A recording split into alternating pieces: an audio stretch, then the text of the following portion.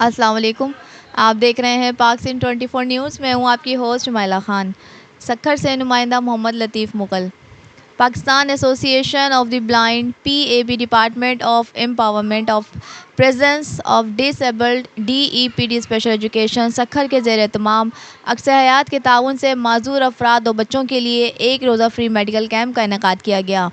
Free medical camp में Pakistan association of the blind PAB Sukkur के हाफिज़ सुहेल अहमद, मुनीबुर रहमान, मैडम कौसर परवीन, सईद कुरैशी, रहमतुल्लाह सिद्दीकी, अनवर अब्बासी, स्पेशल एजुकेशन सक्खर के रीजनल डायरेक्टर अब्दुल रज़ाक अब्बासी, सुहेल खोसा, रईस अबड़ो और दीगर, जबकि अक्सल हयात के नूरुल हसन, मंसूर सिद्दीकी, मुबशर इस्लाम, अब्दुल्ला, जबकि साबिक deputy director social welfare Syed Nasir Shah और दीगर मोअज़्ज़िज़ीन ने भी शिरकत की।